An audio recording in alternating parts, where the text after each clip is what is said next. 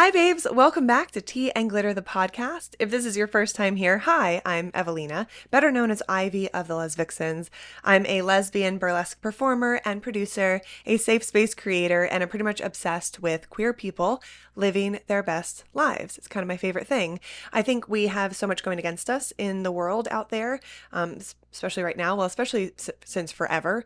It does feel a little heightened at the moment, but I also think all of that makes a lot of us feel like we don't deserve to live happy and healthy and good lives. And I'm here to tell you that you do. You do. You absolutely deserve to be happy and healthy and to be living your best life possible, to be living out loud and exactly as you are. So yeah, on this podcast, I spill the tea and give you all that gay girl glitter on how to live a happy and peaceful and pretty and productive life. And along the way, I overshare about my own life. And this episode will be no different. This episode is going to be quite intense and personal. And if you've been along for the ride so far, you know that this podcast is pretty vulnerable and personal. It's life through the sapphic gaze, but also through my gaze, which involves a lot of crying. So I hope you're into that. If not, stick around still and see. You might get something out of this. I don't know. Anyway, I'm so happy you're here, you little cutie. Thanks for joining me. Thanks for hanging out today. And let's get right into this episode 15. Today's episode is going to be extremely personal. I feel a little weird about this topic and about this episode, but I figure life is too short to not be open and honest and vulnerable.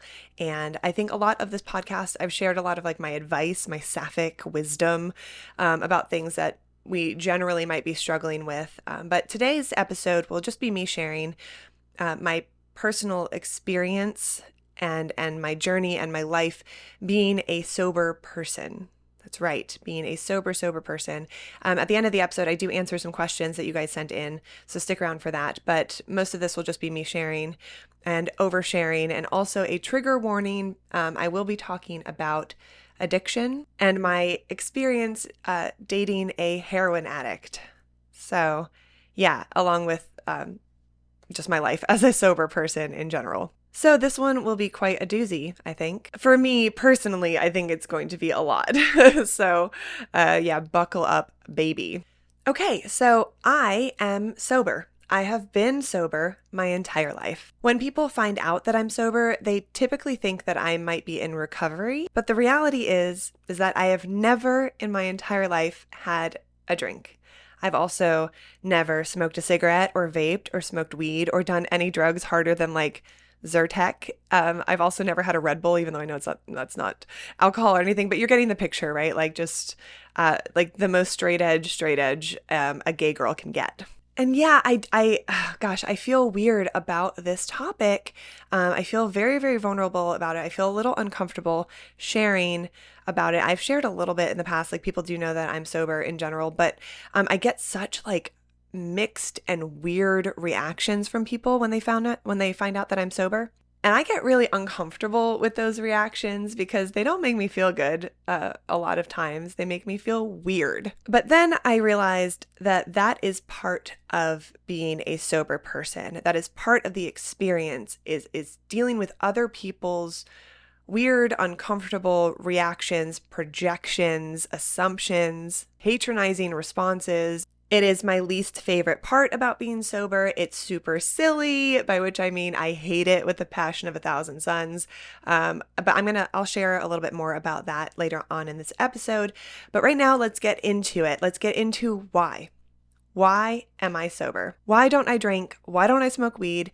Why don't I dabble in some recreational cocaine? Why don't I do any of the other things that so many people in my life and the industry and the entertainment industry that I work in, why don't I do any of those things? Everyone usually expects me to have some big dramatic reason for why I don't drink, or that I used to have a problem with it, but now I'm in recovery, or that there's a history of alcoholism or drug addiction in my family, or some big tragedy, or even like religious reasons, which no.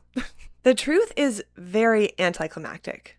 I never wanted to drink, so I never did. I never wanted to smoke cigarettes or vape, so I never did. I never wanted to smoke weed, so I never did. I never wanted to do any drugs, so I never did. I just never wanted to do any of those things, and it really does not get any deeper than that for me. But living as a sober person, and also as an entertainer as part of my career in an industry that is steeped with all of the above, has been such a weird experience in so many ways. When I was growing up, drugs and alcohol were super cool. I remember I had this one babysitter who I had a massive crush on, massive crush. I used to plan my quote unquote coolest outfits for when she would babysit me and my brother. Little 9-year-old me trying to figure out what was cool. What was the coolest outfit that would impress my babysitter. God, just side note, so many things about my life were so gay. I had no idea. Anyway, it's fine. Planning your coolest outfit for your babysitter. I don't think straight girls do that. Anyway, back to my story.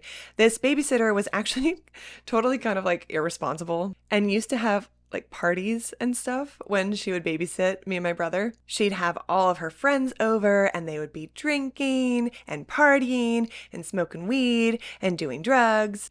Or she'd pile us into her car and take us to a house party.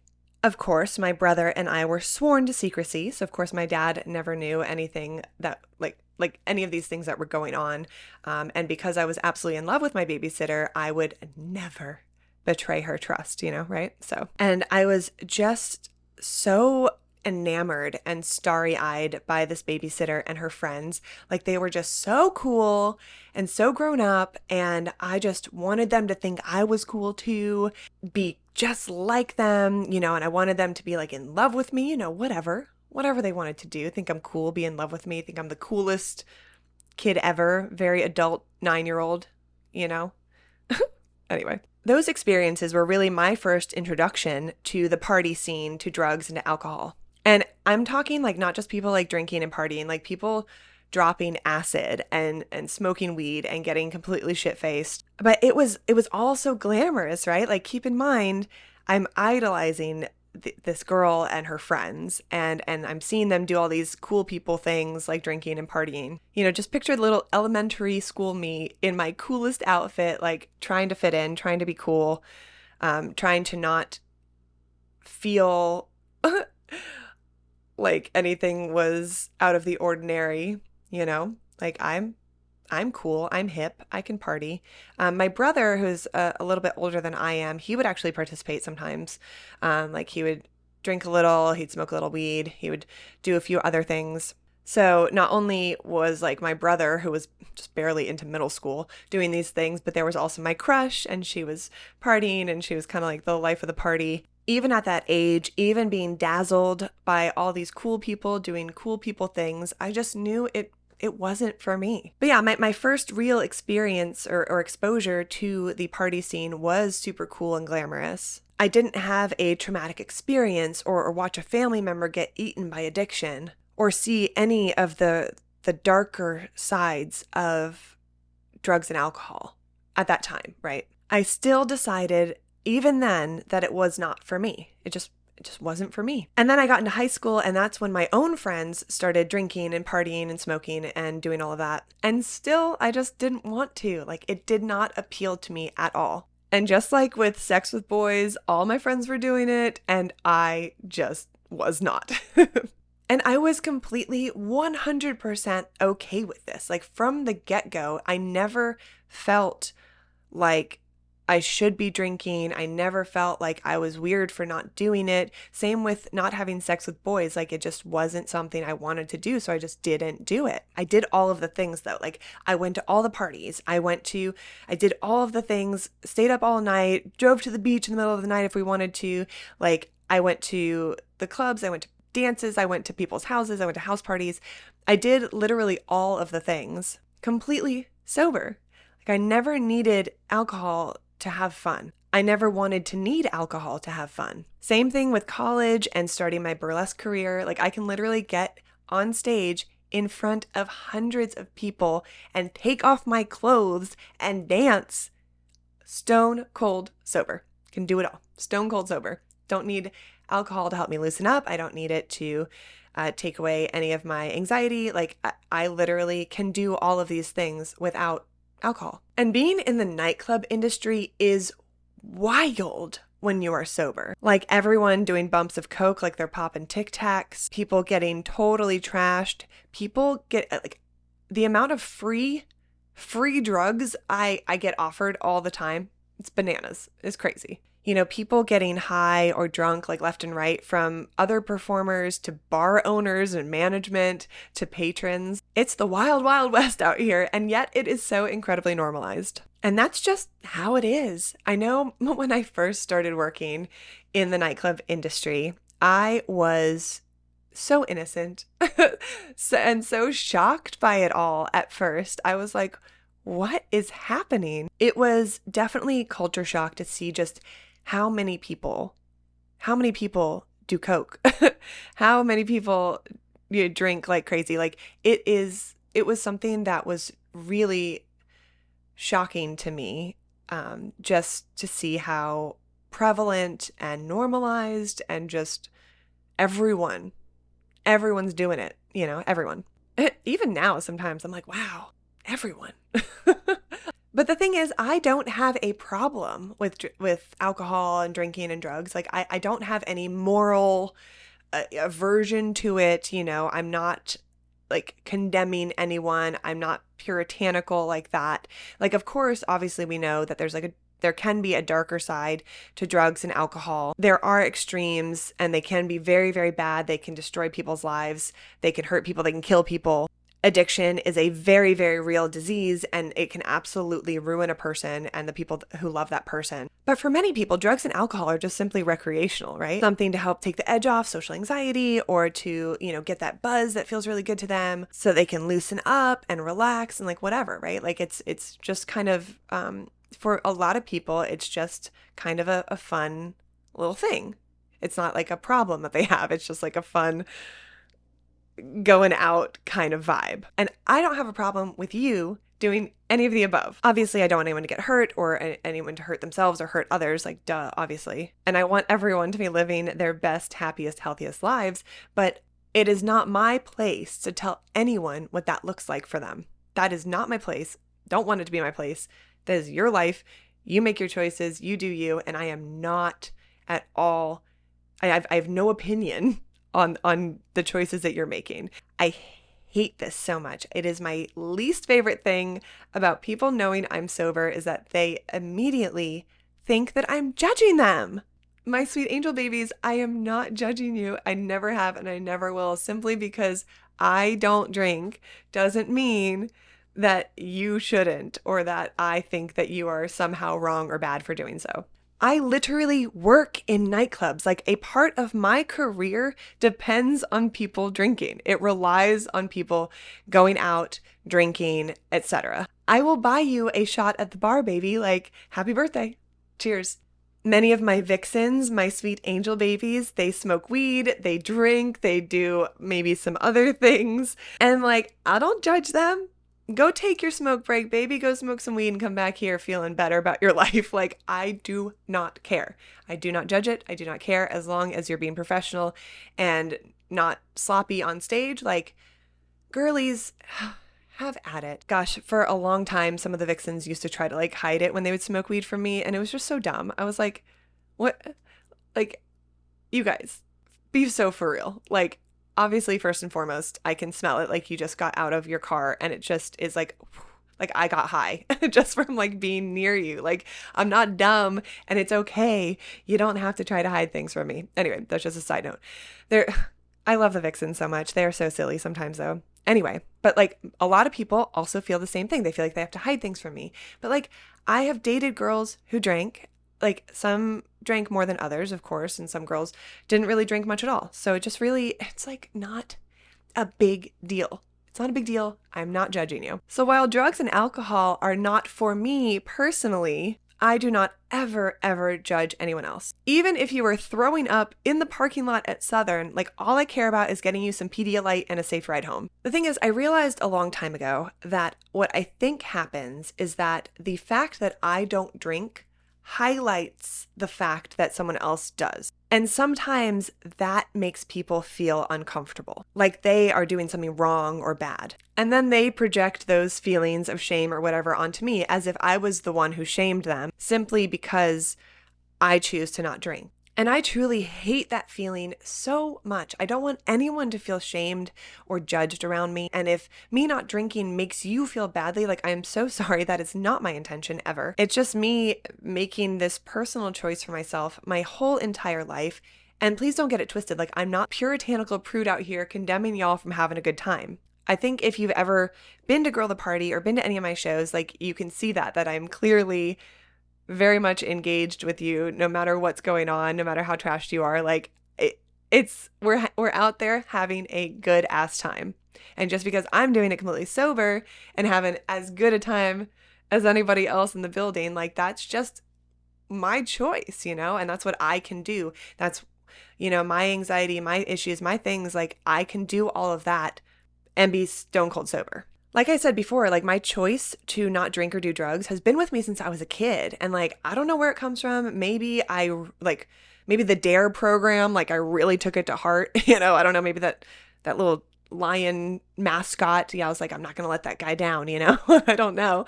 Maybe it's a past life thing. Who's to say? It's just a choice that I've made for myself, and it has always been such an easy choice for me too. Just like not having sex with boys has always been the easiest choice in the world for me. It's just not for me. So just like I would never shame a bisexual girl for having a boyfriend, I am not shaming anyone for making different choices than I do. Like, that's just it, I will, however, be pissed at you if you drink and drive. Like, just get a fucking Uber, okay? I'll pay for the Uber. Just don't do that. Just don't drink and drive. Don't risk other people's lives. Like, just don't do that, okay? That is the only time that I get upset. And so, yeah, don't make me upset, guys. Get an Uber. Thank you. Don't mean to yell at you, but the thing is, like, I understand how hard life is and how much anxiety we can have. And, like, I don't know you or what's going on in your life or your wants or your needs or like what you've gone through. So again, like, one of the worst parts for me about being sober is people feeling like I'm judging them. I really hate that so much. And, like, I hate it when people try to hide things from me. Oh, I hate that so much. Like, dude, just live your life how you want to. I'm living my life how I want to. Like, let's both just live, all right? Like, I have my own vices. Women, god damn it, they're the worst. Honestly, they're the worst drug, most addicting, the most traumatic. Anyway, but yeah, like, I am not judging you, so can we all just understand that for me, please? Because it's truly the worst thing. It's the worst thing. I feel so uncomfortable about it all the time. So yeah, even though choosing to not drink has always been an easy choice for me and an easy decision, overall, it has not always been an easy experience. Sometimes it is really uncomfortable to be the only sober person in the room. Like, sometimes it can feel like a silent disco, right? Where everyone has headphones on but me. When the jokes are absolutely hilarious if you're a little drunk or high, but I'm left being like, yeah, so funny. Or I get cornered by the drunk girl who's repeated herself and her story 1,000 times, and I'm too much of a people pleaser to escape. But yeah, being sober, it can make me feel very, very alone. Not necessarily that I'm missing out on anything or that I have FOMO, but it's just this almost melancholic sense of otherness. Like, where I'm just not part of the tribe, right? Like, I'm just a little outside of that. I'm just a little othered. And sometimes that can feel a little unsafe, like not safe to be honest or vulnerable or to share something important. It sometimes feels like I'm too present, like I'm seeing and remembering and feeling too much. Like I'm too there. I don't know if that makes sense, but yeah, sometimes it feels like too much. It's especially hard when I'm, like, going through a breakup or something else painful like that, because I would love to be able to numb myself, to take the edge off the heartache, the pain, but I just have to face it full on, feel it full on, absolutely, completely face every single painful, hard emotion. Absolutely, with nothing between me and that pain. Facing the full intensity of every single emotion. Yeah, that's tough sometimes, to be fair. I do think that it would be nice sometimes to be able to numb myself, but I think having to have always faced everything head on, full intensity, no escaping it, has really shaped me as a person. It's a huge part of who I am, that unwavering, like, dealing with whatever is happening. And I wouldn't change it for the world. Like, I really love being sober. I've never doubted for a second that it was the right choice for me. And I've never felt the pressure from people to drink. And that's not saying that people don't try. Because my goodness, do people love to peer pressure you when you don't drink? God, they love it. They live for it. They're like, they got to get you to drink. If you don't drink, it's their mission in life to get you to drink. And like, that's sometimes really difficult. I'll share a little bit later in this podcast, like episode and this one, how I kind of navigate some of that, because it can be really intense. People just really want you to join in. But yeah, a part of me feels weird talking about all the things I love about being sober, because like I don't want people to feel like I'm judging them or that I'm somehow saying that I'm superior in any way or anything like that. Or me talking about how much I love being sober for someone who struggles. Like I don't want you to feel badly. Like that's God, it's just it's such a difficult topic sometimes. But like, fuck it. I love being sober. Like I love it. And I think maybe some people need to hear that. Some people need to hear that you can be fun and living your best life without substances. I love being completely in control and present and have all my faculties be really sharp and clear. I can think clearly. I can react quickly. I think it's also made my career a lot safer. I need to be super aware on stage. I'm in a nightclub industry where a lot of things are happening, and I have to be aware of any danger or aggressive men. Gross, I hate them. And I'm on the road a lot. I'm driving home from gigs in the middle of the night, and to be driving home sober is essential. It is critical. It is the only way to do it. I can bust my ass all week. I can do 1,000 gigs, and I'm not hungover. I'm not tired. I can keep going. I've got a lot of stamina and endurance. Also, my memory is really good. Like really, really good, like eerily good. And, every time someone comments on the fact that I have a good memory, they always follow it up with, oh, it's because you don't drink or do drugs. And so I'm not sure if that's why my memory is so good, but like, that's pretty much what everyone has always told me my whole life. So maybe. I just also really love that I can do all of the things I do, and I can do it all without needing anything. I don't have to rely on anything. It's all in here. It's all just me doing it. Like I can be as fun and free as possible, just like on my own without needing anything. I love that I can find joy and fun and be happy and not boring and live a super exciting life. And none of it involves substances. My mom once told me that she thinks I have what people do drugs to get. And I can't say that she's wrong. Like I'm thrilled by the smallest things, the sparkle of the stars, a cat's eye. Like I'm like, everything is like happy and bright and wonderful and intense. And I love it. And I love it. It's such an amazing feeling. It's inexplicable. And if I just, like I'm struggling in this episode a little bit sharing this much because I just feel like some people might take it the wrong way, but maybe some people do need to hear that they can have fun and that they don't need it to be cool. You don't need it to be cool. I also think certain things in my life did not happen because I wasn't drinking, like sex with boys. I think that personally, I believe that if I drank in high school and in college, that I probably would have ended up sleeping with a boy. And I'm so glad I didn't do that. Most people know that drinking alcohol can contribute to making some stupid choices, but I'm not saying that you can't make dumbass decisions completely sober, because my goodness, have I made some of the dumbest, stupidest decisions all on my very own. Go me. Being sober has always been one of my favorite things about my life. Like I love being a lesbian. And I love being sober. Part of my identity. It's part of something I love about myself. It's part of something I love about my whole journey in life, being sober, navigating it. Like it's been weird, but cool to me. And while I didn't grow up with any super traumatic experiences that influenced this choice for me, and I made it through high school and college and my career completely sober and like did so easily, I have had some experiences involving drugs and alcohol that changed me irrevocably. I wasn't sure if I should include this next part, but it's been a pretty significant part of my life. It's not why I'm sober, but it did create a fracture in my heart that took me a long time to heal from. And I asked my best friend if she thinks that I should include this experience, and she said that I should because it had a huge effect on me and my life. She was there for every crushing part of it, so she would know. So here goes. I dated a heroin addict, and I did not know that she was using. When I met her, she told me that she had been 7 years clean. 7 years.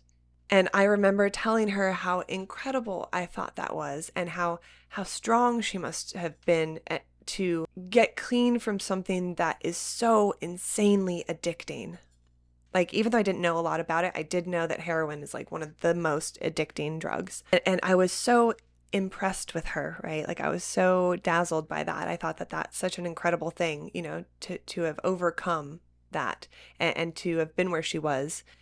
And she told me that she didn't really date because it was really hard to find someone to date who was sober, and she kind of like needed that. She needed someone who was sober.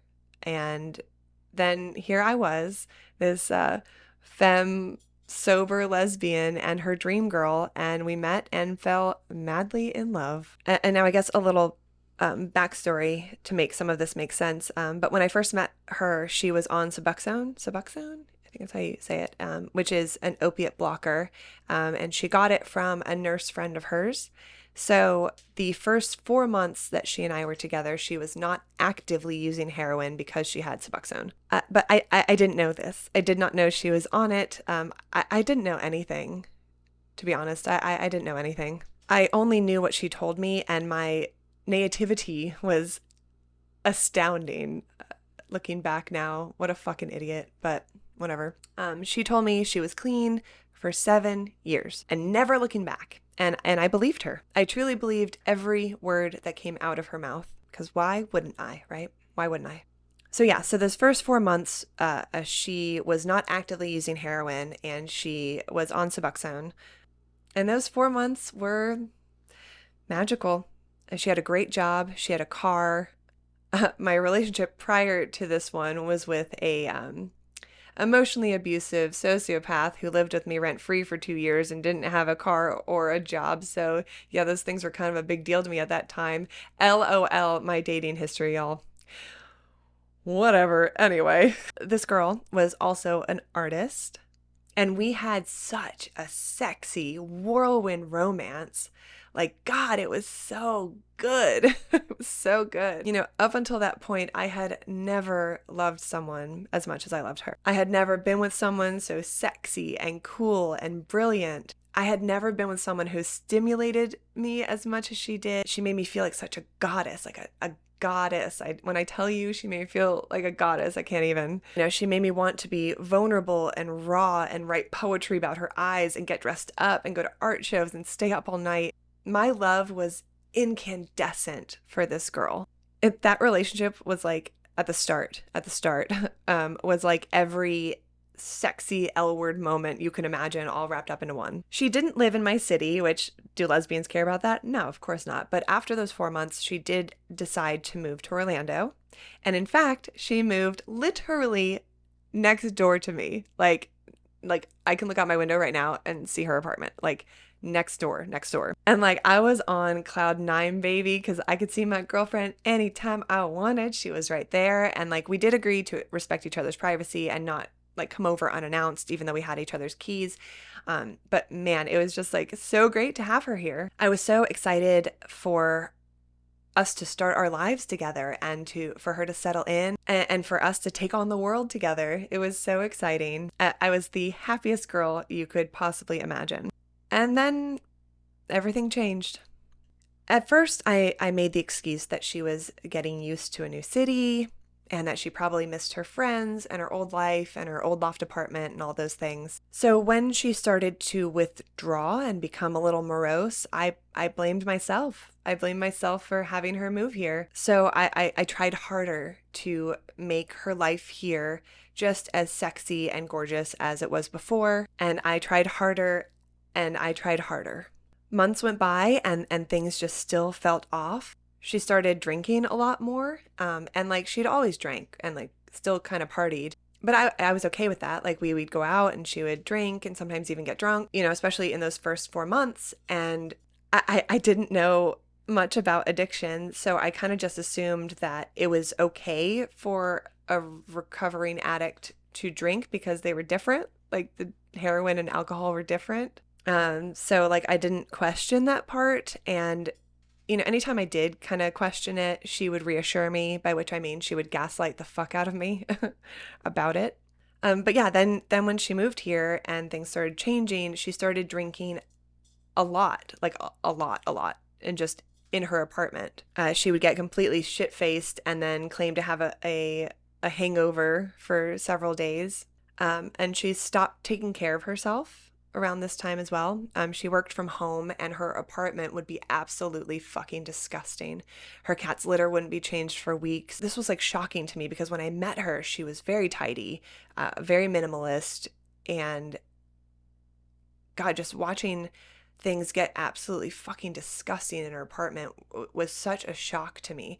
Like I remember one time there were so many dishes piled up in her sink and on her counter that were just rotting and stinking and like encrusted with disgusting food, and it like went on for like weeks, and her apartment smelled like to the point where I went over there one day and put all of the dishes in her bathtub and spent a whole afternoon soaking them and scrubbing them and cleaning them, and it was probably one of the most disgusting moments of my life, like doing that.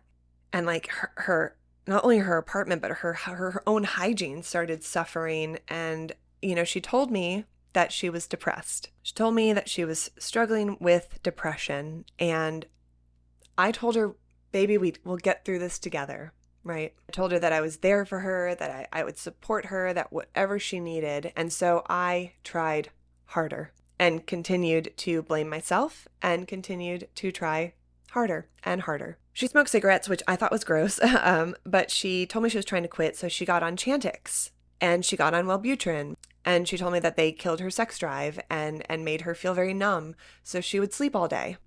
Yeah, the side effects made her very, very sleepy. She said very, very sleepy. She lost interest in most things. She wasn't interested in much of anything anymore, not her art, not much of anything. She'd stay in her apartment and I would go work, and then she would make me feel badly for working. She started to be a little mean to me. She started to put me down and make me feel like I had done something wrong. I had no idea why things had changed so much, but through her words, behaviors, and little manipulations, she made me feel like it was my fault. And it's one of those things, I think, that people don't understand about like situations like this, but it's like that analogy of the frog, right? Like you put a frog in boiling water and it'll jump out. But if you put a frog in water and slowly turn up the heat, it will cook itself.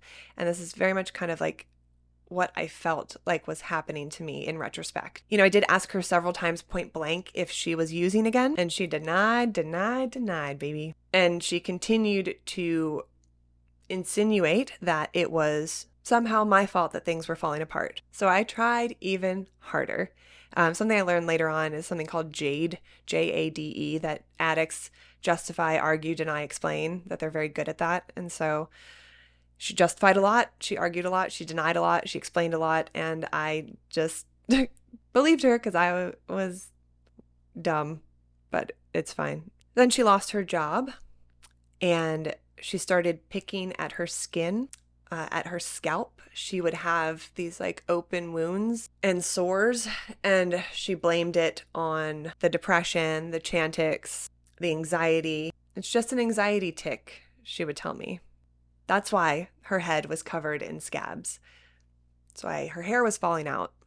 It's because of anxiety. I was completely exhausted and miserable, but still trying to understand what was happening to this relationship and what was happening to this girl, and how could I fix it? How could I fix it? She kept drinking heavily. I remember one year she came with me to Pensacola Pride, and I begged her. I said, please do not get drunk. Like, I'm going to be exhausted. This is a huge event for me. And at the end of the night, I need to find you because we need to go. And, the end of that first night, I get off stage and she is hammered somewhere and it takes me 45 minutes to find her. And then she was so hungover that she didn't leave the hotel again the entire weekend. She didn't go to the beach. She didn't go to the rest of the gigs. She just stayed in the hotel.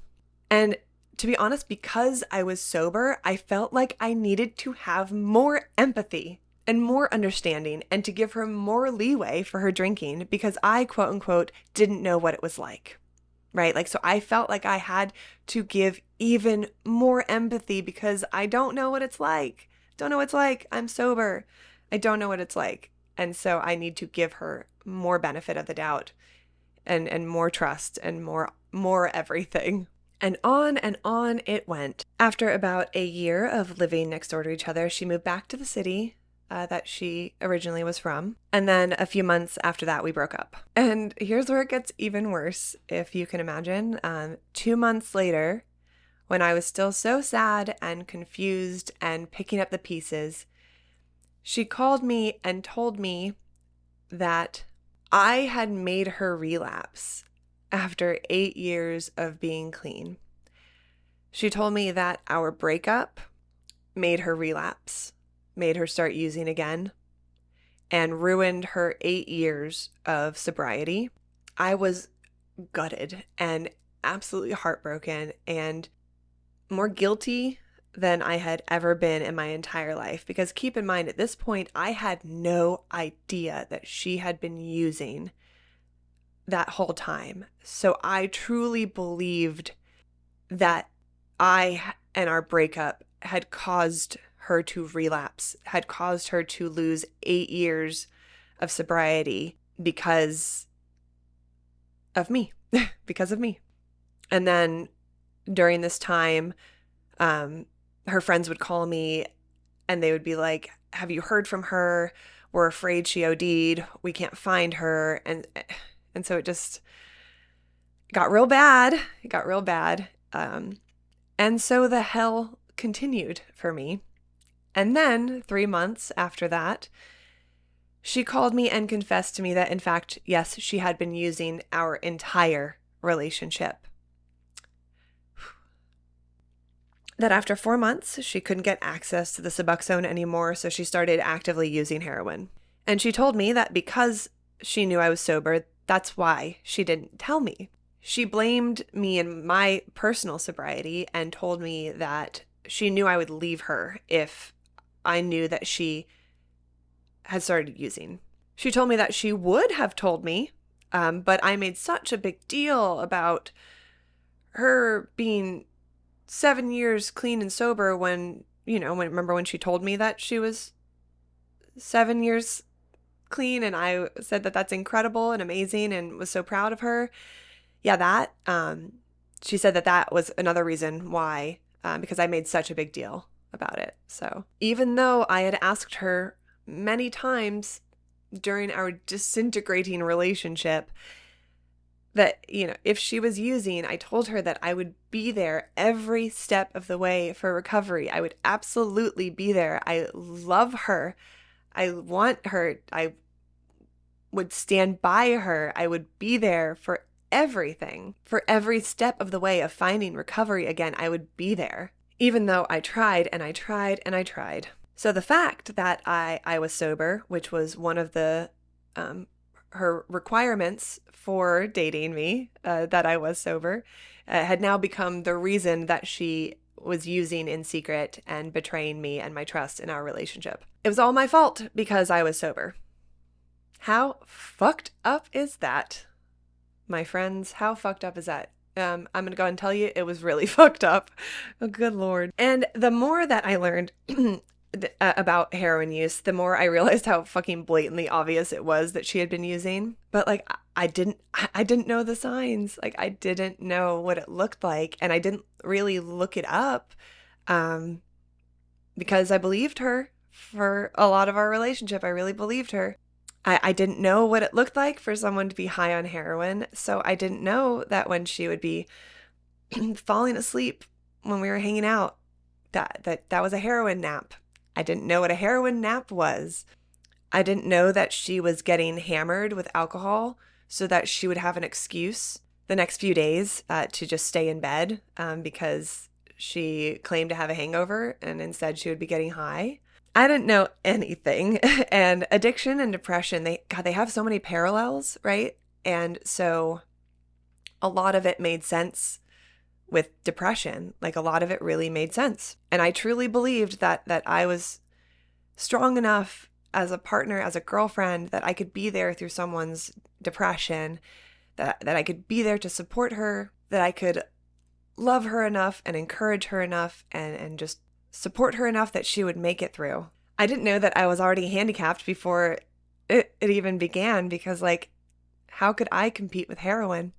I couldn't. I can't compete with heroin. Yeah, and I think to feel like my love was like not enough for her to stay clean, that was really hard for me. That I wasn't good enough, that our relationship wasn't good enough, that I wasn't good enough to help her stay clean. Yeah, like that was really hard to work through. And like I know now, like it's not about that. It's a disease. It's way more powerful than anything. Like it doesn't matter how much someone loves you, like, and how great they are. Like it doesn't matter. Sometimes with addiction, it is that powerful. So don't worry, I've worked through that. But I can't even tell you guys how much that all fucked me up for like a long ass time, and how much guilt I felt, even though like intellectually I knew it wasn't my fault.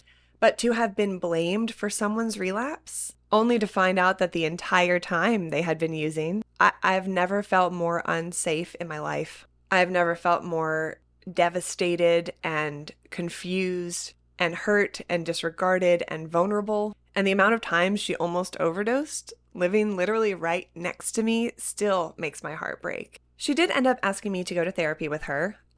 For me, that was an opportunity for me to get some answers and to try to understand what had happened. You know, I didn't know so many things. I didn't know when she'd started using, right? Like, because the phone call didn't give me a lot of information.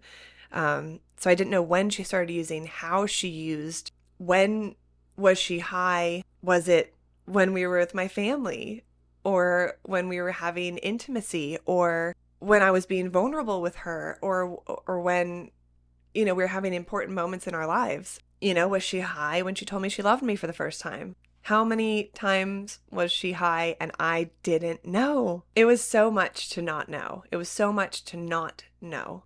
And I was naive as fuck because I'm sober and I just didn't know like what to look for, that maybe someone who drank or someone who would have been like, that's not normal after getting drunk. Like, these aren't normal. That's not what a hangover looks like. You know, like maybe I would have been able to kind of see the signs better if I was not a sober person, but alas, I am. So I just made every other excuse possible for what I saw. Yeah. She thought that if we went to therapy together, that it would help us get back together, but that was definitely not the case for me. However, I will say the silver lining is that this is how I met my therapist. Yay, Dr. Riddle, shout out to you. And she really helped me navigate the reality of what it's like to have been dating an addict. She helped me wrap my brain around and process the lies and the manipulations, and to help me realize that it truly was not my fault. It did take a long time, but I do think I'm fully healed from all of that, even if it's still very, very sad to think about. I've also completely forgiven my ex because now I more fully understand in a very real way how powerful the disease of addiction is. I have so much compassion for her, and even though I could have done without that entire experience, I don't hold it against her. And I hear that she did actually get clean and has stayed clean for a long time now, and I hope that she is, and I wish nothing but the best for her. And honestly, being sober for your whole life, like I have been, is a very different animal from trying to get sober. Fighting addiction takes immeasurable strength and courage and honesty, and I have so much respect for anyone who is trying to get clean and sober. I now know that relapse is a part of recovery. You know, I've learned a lot about relapsing I've been to different programs. I've been to NA meetings. I've been to AA meetings. And my heart does go out to anyone who struggles with alcohol or addiction. And my heart goes out to the people who love them, because I was one of you. I know what it's like to be someone who has loved an addict, and then to also have gone to like NA meetings and talked to people and learned a lot.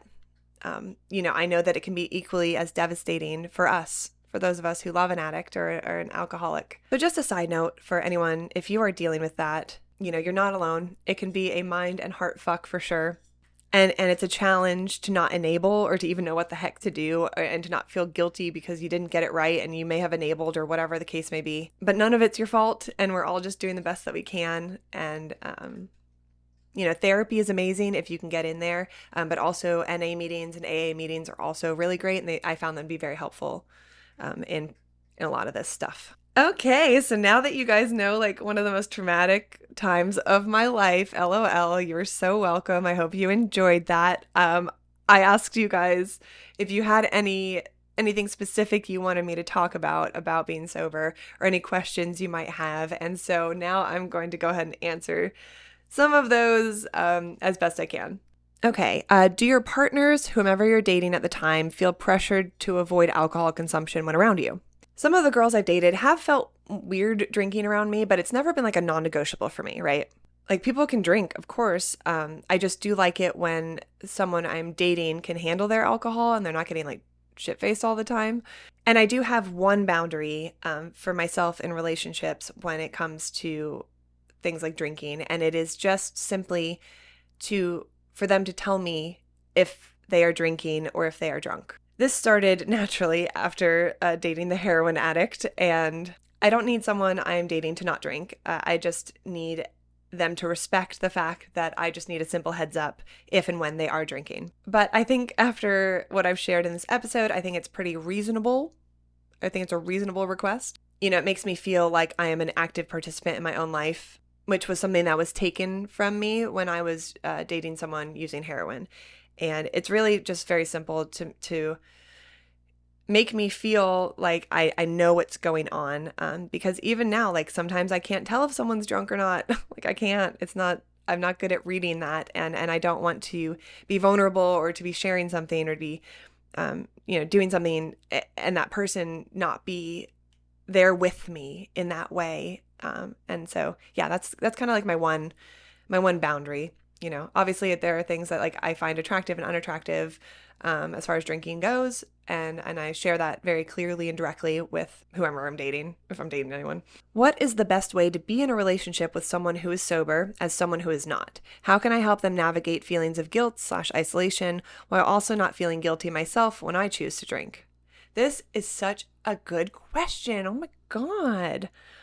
I think being honest, both of you, and communicating clearly, setting and respecting boundaries. For some people, being sober and dating people who are not sober is like no big deal. Like for me, I understand the chances of finding someone who I find attractive and someone I want to be in a relationship with who is also sober is like finding a unicorn in the forest who's going to grant me 3 wishes. Like, it could happen, but it's not very common, So I know what boundaries I have, what I find attractive and unattractive, what my needs are, and I communicate that clearly and directly to anyone I date. If someone is actively in recovery, their boundaries they might have a lot more boundaries, and their boundaries might be very different and a little more rigid. So even if you don't entirely understand them, just please respect them. Don't try to get them to change or move their boundaries, just honor and respect them. It's as simple as that. And of course, the person who is sober, it is on them to identify what those boundaries are and to communicate them. But over time, their needs and things might shift and change. So just be respectful of that as well, I guess. Also, if someone's boundaries are too much for you to handle, like, that's okay too. Especially if you've done some self-reflection and realized that like certain things just don't align with your wants and needs in a relationship. It's not okay as trying to pressure your partner into like adjusting their boundaries for you. As far as feeling guilty, like, I think that really comes down with being honest with yourself and with each other. Like, what is making you feel guilty? Is your partner subconsciously projecting onto you? Have you not set clear boundaries? Are you or they feeling resentful? Like, get really, really, really real with yourself. Like, what is triggering this guilt and like, what can we do to resolve it? And it's a collaborative thing. Like, I think dating people requires collaboration and communication, especially around potentially sensitive subjects like this one. What advice would you give to individuals who are sober curious but may feel hesitant or unsure where to begin, particularly those who struggle with social anxiety or fear of judgment in social settings? How do you navigate these anxieties without substance use? Whew. First, I want you to know that you are perfect exactly as you are. You are fun and charming and good company, period. With or without alcohol, completely sober, as you are, you're absolutely cool enough, fun enough.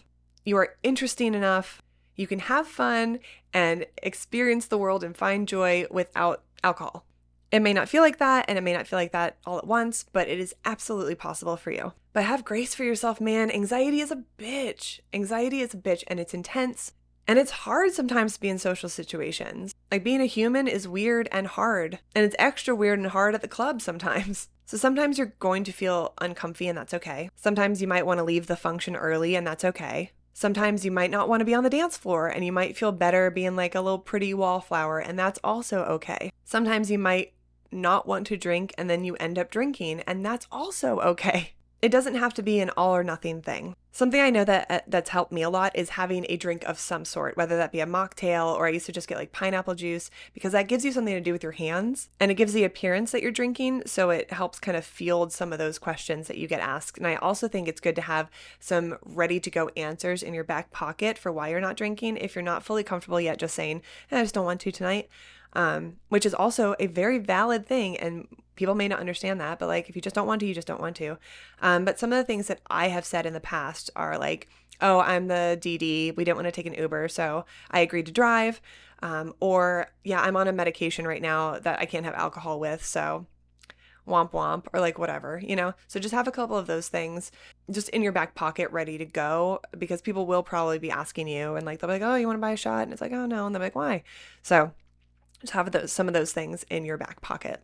Sometimes you might have so much fun. You might have a ton of fun going out and being sober. And sometimes you might absolutely fucking hate it. But it's all okay and part of the journey. So just keep checking in with yourself. What feels right to you? What do you actually want in the moment? And remember, you're the coolest. You can dance. You can be social. You can be sober and still be the life of the party. Has anyone ever tried to pressure you into drinking and drugs? If so, how did you handle that? What do you do when people keep pressuring you after you say no? That's the thing. Like, growing up, obviously, there's lots of peer pressure, and people really do hate it when you don't drink, if they're drinking. And for me, it's more like I've just been like, no, it's not my thing. Like, I don't drink. There have been times, like I said before, like where I've used a line like, oh, I'm on a medication. Like, if it's people I don't know and they're just like really like not letting it go, because usually that like stops them. They're like, oh, well, yeah, I don't want to mix medications, whatever. But typically for me, like I've just always been like, no, I'm good, thanks. And I'm like, yeah, I've never had a drink in my whole life. And they're like, what? Oh my God, that's so crazy. Like, I really respect that. Like, I really respect that. That's usually their response. I really respect that. It's like, yeah, thanks. Thanks, bro. And then they get like really weird and uncomfortable. How do you feel if your significant other would drink and or do drugs around you? Would that make you uncomfortable, like the secondhand smoke and or the lingering taste of alcohol in her mouth? Well, obviously I shared a little bit about one awful fucking experience with my girlfriend doing drugs and drinking.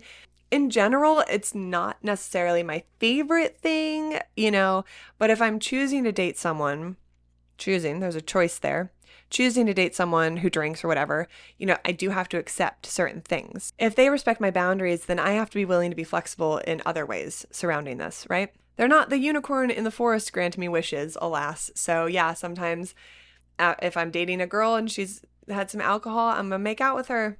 And it's not going to be my favorite taste. So like maybe I'll just bring like a Listerine spray and spritzer before we make out. I don't know. When people do tend to get shit-faced a lot though, I find that to be unattractive. Fenton is now here. What took you so long, buddy? It's been a whole episode without you. I could have used you when I was crying. Yeah, you could have been here for that. He was here for that. He was here for that whole situation. Poor kitty cat. Poor emotional support cat. And of course, if someone's lifestyle like just doesn't align with mine, like if it just doesn't match up, that's okay. Like I don't have to date them. And so like I won't, I'm going to do what is best for me. That's my responsibility, is doing what's best for me. Do you ever feel FOMO? How do you not let society make you feel like you're missing out? Like, I don't ever feel FOMO. It just does feel a little weird, like I talked about earlier, like feeling like you're at a silent disco and the only person without headphones. But um, yeah, I don't ever have FOMO because like I'm there, like I'm dancing, I'm doing the thing, I'm partying, I'm doing all the things without it. So like, what's there to feel FOMO about? Like I'm not missing out on anything. I'm there. I've always wanted to do the sober life, but I love the social part of bars and nightlife. Same. I want to go and just drink water, but feel annoying. How do you break through that quote unquote burden or feeling silly for just drinking water? Tip your bartenders really, really well. Then you won't be annoying at all. Like I said before, like I used to get pineapple juice, so like get a mocktail or some sort of drink or just water, and then just tip your bartenders super well. And don't get annoyed if they charge you for water because it's a business. They got to make money. Okay, guys, I think I'm going to end this super long episode here. To be honest, I thought this episode was going to be super short because it's like, why don't I drink? I just didn't want to. The end. But then I decided to share all this other personal shit, so I hope you enjoyed that. Anyway, thank you guys so much for hanging out with me. I hope you enjoyed this episode. If you did, please leave me a lovely review. If you're watching it on YouTube, say hi to Fenton. God, he's so cute. And yeah, I'm happy to be here. I'm happy to be back on the podcast. I cannot wait for the next one. If you have any suggestions for things you want me to talk about, please let a girl know. Also, I changed my Instagram handle, so it's Ivy Les Vixens. Easy breezy. So give me a follow. Instagram is censoring anyone with a body, and that's fun. So love that for me. Anyway, speaking of love, I love you. Be good to yourselves, be good to each other, but most of all, be good to your bartenders. And I hope everyone has a wonderful week. Thank you guys so much for hanging out with me. I love you, and I will talk to you soon, and I'll see you in a gay bar even sooner, I think. Love you. Bye.